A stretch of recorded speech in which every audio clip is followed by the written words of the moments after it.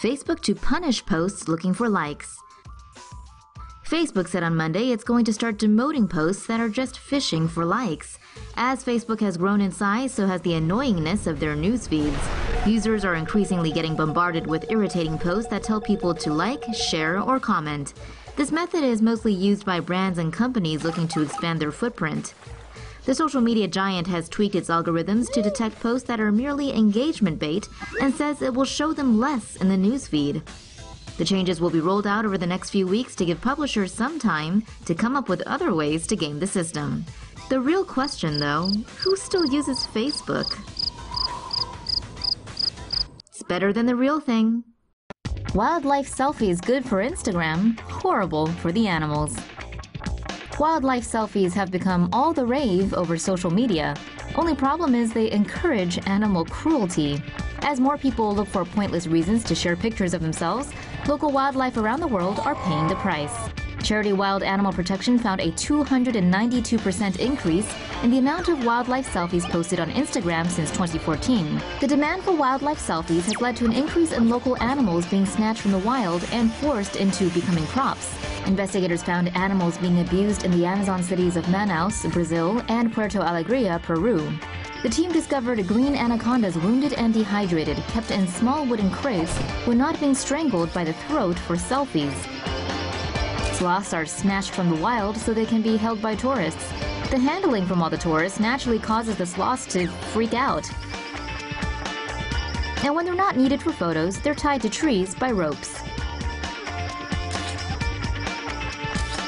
Cayman crocodiles are lucky enough to get jammed into broken refrigerators with their jaws wrapped shut with rubber bands. A good rule of thumb: next time you think about taking a selfie, don't. No one cares. That is, unless you slip and fall while taking it and happen to pass away in the process. In that case, send it over to us and we'll Tomo it. Microsoft and Facebook finish work on giant undersea data cable. Microsoft and Facebook have just completed work on a massive continent-to-continent underwater cable. The subsea cable stretches over 4,000 miles from the U.S. East Coast at Virginia Beach to Spain's north coast at Bilbao. When laying the cable, engineers had to account for an average depth of 11,000 feet and hazards including coral reefs, earthquake zones, and active volcanoes. According to Microsoft, the Maria undersea cable is comprised of 8 pairs of fiber optic cables encircled by copper, a layer of hard plastic, and waterproof coating. The cable can transmit a maximum of 160 terabits per second. That's the equivalent of 71 million streaming high-definition videos. Demand for more bandwidth to handle online video streaming services is said to be one of the drivers behind the installation of the cable. Facebook knows all your browsing habits.